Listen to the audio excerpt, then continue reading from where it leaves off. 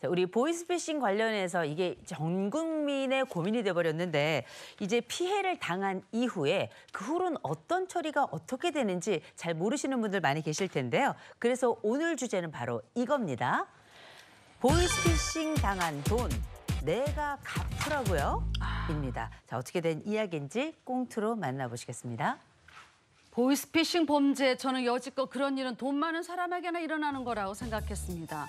그런데 무자비한 범죄자들은 돈 한 푼 없는 저한테도 빼앗을 게 있더라고요. 바로 이렇게 말입니다. 엄마 나 예인이야. 급하게 필요한 게 있어서 전화했어. 아유, 저희 잘못 걸었어요.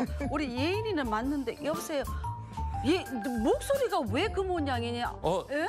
엄마 내가 원래 목소리가 되게 좋은데 이게 감기가 걸려가지고 엄마 근데 그게 중요한 게 아니고 지금 병원에서 엄마 약 타가려고 그러는데 사진 찍어서 그 주민등록증이 필요하다거든. 그러니까 사진 찍어서 지금 빨리 좀 보내줘. 아니 그래 예인아, 근데 네가 더 문제다. 나보다 네가 병원에 가봐야겠다. 목소리가 아무래도 꼭 남자 같아. 나 엄마 키가 이상한 거냐? 너 이상하다. 엄마 그게 무슨 소리야? 나 예인이야, 딸이야. 그래. 하여튼 아이, 그래, 빨리 알았어. 신분증 빨리 지금 빨리 보내줘. 빨리. 그래. 그렇게 딸인 줄 알고 시키는 대로 했는데 알고 보니 그게 보이스피싱 범이었습니다. 제가 사태 수습에 나섰을 때 이미 범인이 제 이름으로 온갖 대출을 받은 뒤였습니다. 안녕하십니까 고객님. 네, 행하저축은행입니다. 대출이자가 지연이 돼서 전화드렸습니다. 잠시 이 목소리 어디서 많이 들었는데 그놈 목소리. 아니, 야, 너 저번에 나한테 보이스피싱 사기했던 그놈 맞지? 맞지 너? 응? 무슨 말씀이십니까 고객님? 에? 네, 저는 은행 상담원입니다.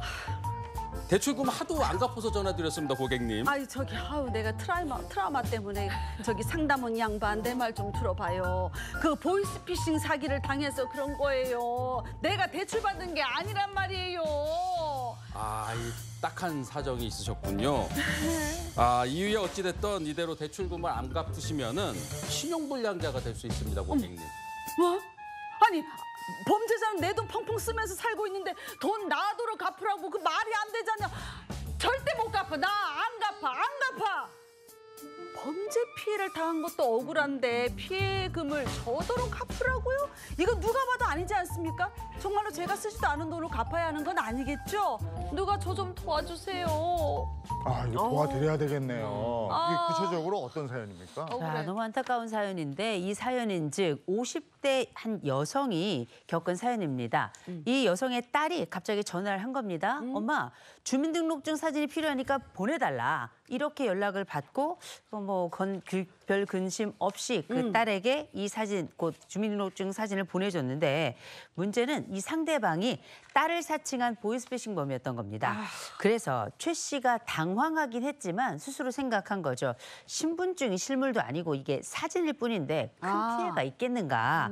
이렇게 방심을 했는데 한 달 뒤에 최 씨는 자신의 예금 통장에서 1,000만 원이 빠져나갔다는 문자를 받게 된 겁니다. 그러니까 신분증 사진만으로 통장에서 돈을 뺀 거예요. 이거 경찰에 빨리 신고해야죠. 그렇죠. 그런데 미처 대처할 새도 없이 최 씨 휴대전화에 두 번째 문자가 도착했습니다. 네? 이 대출이 승인됐다라고 하는 문자였는데 이 보이스피싱범이 최 씨의 명의로 저축은행에 계좌를 개설하고 7천만 원을 대출을 한 건이었는데 뒤늦게 최 씨가 신고를 했지만 경찰의 답변은 이거였습니다.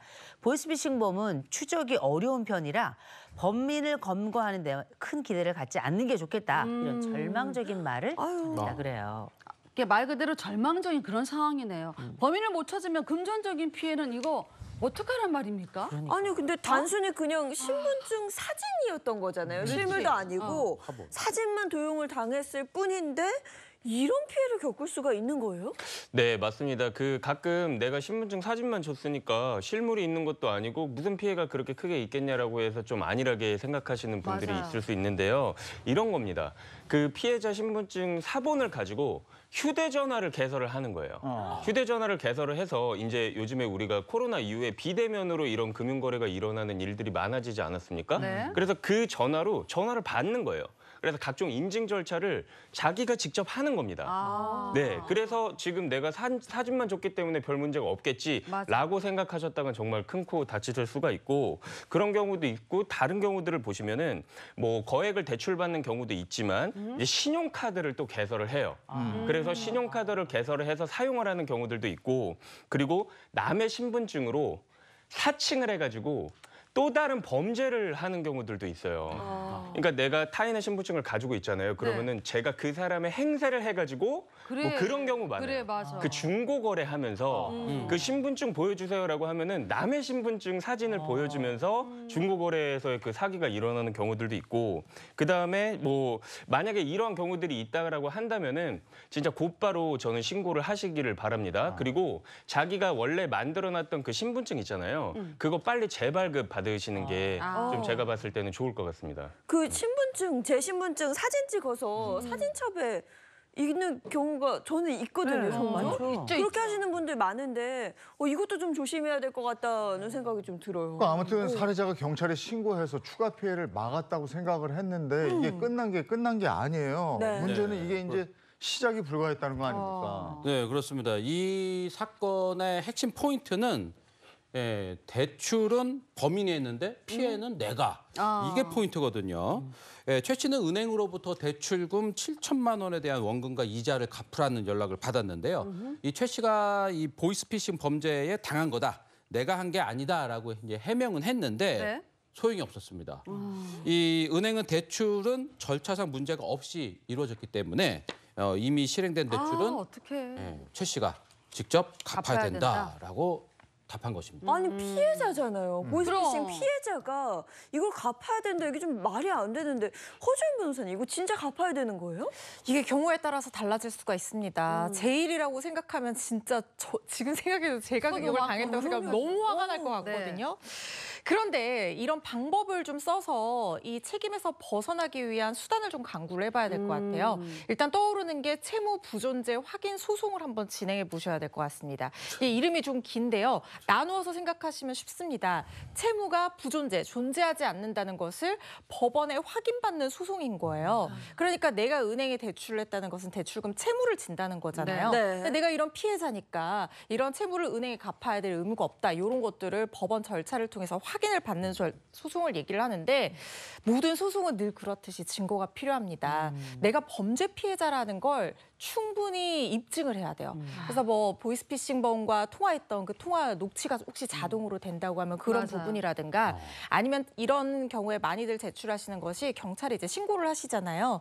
뭐 사기라든가 뭐 이런 혐의로 경찰에 고소를 하면 그 고소장 또 수사 결과 확인 통지서 같은 수사 관련 자료들 이런 것들을 제출해서 내가 보이스피싱 범죄의 피해자고 내가 대출을 실행한 것이 아니다라는 걸 입증을 하셔야 돼요. 그래서 만약에 이 소송에서 승소를 하게 된다. 그러니까 내 채무가 없다는 걸 확인받는다라고 하면 내가 직접 채무를 변제해야 되는 위험에서는 벗어날 수 있지만 그게 안 된다고 하면 일단 내가 채무를 갚고 나중에 범인이 잡히면 그 사람한테 그 손해를 청구를 해야 되는데 못 잡히면 결국에 내가 책임을 져야 되는 상황이 되는 거죠. 그러니까 소송에서 이기면 다행이지만 지면 피해자인 내가 대출금을 갚아야 된다는 이 상황이 너무 억울해요, 진짜. 네. 그리고 우리 다 알고 있잖아요. 일단 소송에는 비용이 발생하고요. 맞아요. 이게 돈만 드는 게 아닙니다. 시간이 굉장히 길어서 긴 싸움 하다 보면 사람이 또 지치게 되거든요. 그럼요. 근데 소송 외에 다른 방법이 없을지. 그 원래는 그 소송 외에 별다른 방법이 없는 게 현실이었었는데 그래도 너무 다행히 올해 1월 1일부터 이제 은행에서 자체적으로 배상을 해주는 제도가 생겼어요. 근데 문제는 50%까지가 한도입니다. 그래서 나머지 50%는 진짜 이거는 소송을 통해서 뭐 물어야 되는 그런 상황이긴 한데 어쨌든 이 50%라도 그 내에서 배상을 받을 수 있다라는 부분은 저희가 뭐 고무적으로 여겨야 될 것 같고 이게 보이스피싱 피해가 너무 많아지다 보니까 그 국민을 보호하기 위해서 생긴 새로운 제도거든요. 그래서 그 이 사례 같은 경우에는 대출금 7천만 원 중에 50%까지 는 배상을 은행으로부터 이제 받으실 수 있으니까 좀 은행 측에 이 제도에 대해서 확인을 해보시는 것이 필요할 것 같고 근데 문제가 있어요. 그럼 50% 이내에서 무조건 다 받을 수 있다라고 하면 나는 50%를 받을래 라고 생각을 하실 거 아닙니까? 근데 이게 그 피해자의 과실 여부에 따라서 배상의 비율이 달라질 수가 있어요. 아까 말씀하셨던 것 중에 내가 신분증 사진을 그 핸드폰에 찍어가지고 보관하는 경우 그런 거 말씀하셨잖아요. 네네. 막 저도 막 외국 같은 데 가면 좀 편하게 뭐 보여주기 위해 패스포트 같은 거 찍어가지고 맞아요, 막 보관하고 맞아. 이메일로 보내놓고 막 네. 그렇잖아요. 근데 보이스피싱범들이 내 핸드폰 안에 그 악성 코드를 침투해가지고 내 개인정보를 빼가는 그래. 일들이 있단 말이죠. 근데 이거는 제가 핸드폰에 사진을 찍어놓지 않았으면 가져갈 수가 없었을 거 아닙니까? 맞네. 그리고 그 신분증 사진뿐만 아니라 뭐 통장 비밀번호나 예. 계좌번호 같은 정보도 내가 핸드폰에 그걸 저장해 놓는 경우들이 있을 수 있단 말이에요. 그럼 이거는 피해자의 과실로 볼 수가 있어요. 그렇게 당신이 그런 행동을 했기 때문에 보이스피싱범들이 당신의 정보를 가져갈 수 있지 않았을까라는 그런 부분이 생길 수가 있기 때문에 그 내 과실 부분도 최소화시키는 걸 고려를 하셔야 될 것 같습니다. 야, 당장 지워야겠네요, 당장 진짜. 지워야 그러니까 이런 당장. 거 소송하다 보면 그런 거 이제 하나하나 가지고 소위 얘기해서 이제 꼬투리를 잡히거든요. 네. 그러니까 그때 더 속상하거든요. 그럼. 그리고 소송으로 가면 소송 되게 길어요. 맞아요. 근데 저도 뭐 하나 해봤는데 사람 포기하게 만들더라고요. 그러니까 처음에는 다 받을 수 있다는 희망으로 하는데 그렇지. 어느 정도 지나서 1, 2년, 3년씩 막 4년씩 하는 것도 있어요. 그러면 지겨워. 그냥 하지 마. 그 포기하고. 사람 포기하게 하려고 소송이 이렇게 길어지는 거 아닌가 이런 생각이 들 정도고요. 어쨌든 은행이 배상을 해준대요. 50%를 배상해요. 최대 50% 이게 또 함정이에요. 그러니까 지금 이런 게 완벽하게 내 실책이 없어야 50%를 받는 거고 하나라도 있으면 여기서 또 몇 %씩 깎이니까 계속 속상하게 되는 겁니다. 네. 나머지 50% 어쨌든 피해자가 갚아야 되는 거죠. 그렇죠. 피해자가 갚아야 되는 부분이 있다는 건데 이게 내가 피해자라고 생각을 해보면 나는 보지도 못한 돈이거든요. 근데 이거를 갚아야 된다면 정말 억울하지 않을까 이런 생각이 또 들고 그래요. 보이스피싱이라는 게 이렇습니다. 그냥 내가 범죄 피해를 당했다 해서 끝나는 게 아니라 지속적으로 고통을 줄 수 있기 때문에 정말 조심하셔야 된다는 얘기를 또 한 번 강조를 하고 싶어요. 그나저나 이 방송 보시는 분들 이 아침에 좀 좋은 소식 들으셔야 되잖아요. 행복한 아침인데 행복한 소식 같은 거 교수님 뭐 없습니까? 그래서 준비했습니다. 그래서, 예. 그래서 준비했습니다. 우리가 이제 좋은 소식도 좀 드리고자 그럼요. 우리가 앞쪽에 말씀드렸던 거, 소송에서 패소하면 피해자가 억울하게 그 돈 생돈을 다 갚아야 된다. 이런 그렇죠. 얘기를 잠깐 말씀드렸습니다만 그럼에도 불구하고 요즘 법원에 새바람이 불고 있다 그래요. 그 새바람이 바로 뭐냐? 사건의 두 번째 핵심 포인트 바로 이겁니다. 대출금을 누가 갚느냐 결과는 은행에 달려있다입니다. 은행에 달려 결과가 은행에 달려 있다. 그리고 이게 피해자에게 좋은 소식이다.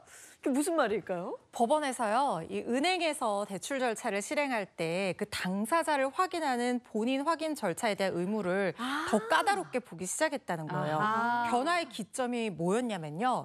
2020년에 공인인증서가 폐지가 됐습니다. 네. 그런데 공인인증서는 국가가 지정한 공인인증기관에서 발급한 일종의 온라인 신분증이었잖아요. 네. 그러다 보니까 공인인증서만 있다고 하면 은행들이 아니 국가가 인정해준 공인인증서로 우리가 신분 확인했는데 더 뭐 어떻게 해야 되냐 이렇게 주장을 하면 피해자들 입장에서 패소하는 사례가 많았어요. 그런데 2020년에 공인인증서 제도가 폐지가 됩니다. 그래서 법원에서는요 요즘에 비대면 대출 같은 거 실행을 할 때 그냥 단순히 신분증뿐만 아니라 신분증을 들고 찍은 상반신 사진 같은 거라든가 기존에 개설됐던 계좌라든가 뭐 영상 통화라든가 이런 것들의 절차를 최소한 2가지 이상 조합을 해가지고 확인을 해야지 은행들이 비로소 본인 확인 절차를 충분히 거쳤구나 이렇게 인정을 해준다는 거예요. 그러니까 피해자가 내가 채무가 없어요. 나 보이스피싱 사기당했어요라고 얘기했을 때 은행이 아니다. 우리 이 2가지 이상 절차를 정말 꼼꼼하게 거쳤습니다. 이렇게 입증을 못하면 은행이 패소를 하게 된다는 거예요. 그러면 피해자가 대출금을 갚지 않아도 되는 경우가 늘어났다는 거죠. 은행의 책임이 더 강화된 거니까 이게 피해자 입장에서 보면 참 반가운 소식인데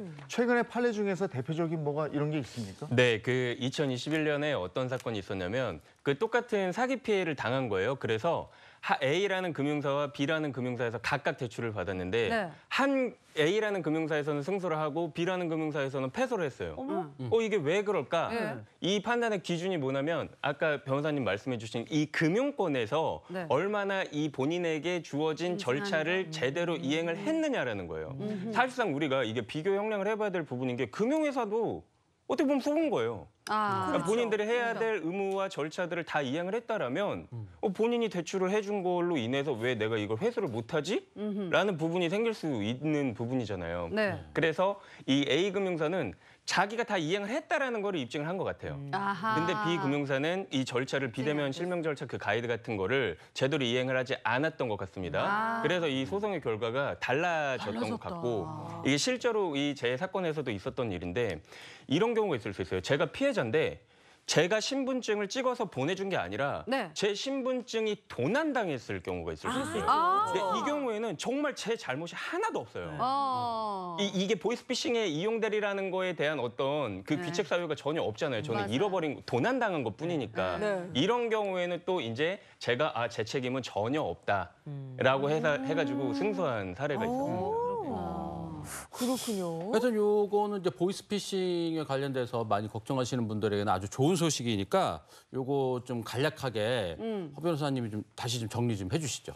네, 은행이요. 실명 확인, 비대면 특히 비대면 같은 대출을 할 때 본인 확인 절차를 충분히 지키지 않았다라고 하면 피해자가 그 채무를 갚을 의무에서는 벗어나게 되고요. 다만 은행이 이 부분에 대한 손해를 떠안게 되고 이 부분을 만약에 범인이 잡힌다고 하면 은행이 범인에게 그 대출금을 청구를 하는 그런 구조가 된다는 겁니다. 실제로 2020년에요. 보이스피싱범이 피해자 명의로 저축은행에서 500만 원을 대출했던 그런 사건이 있었어요.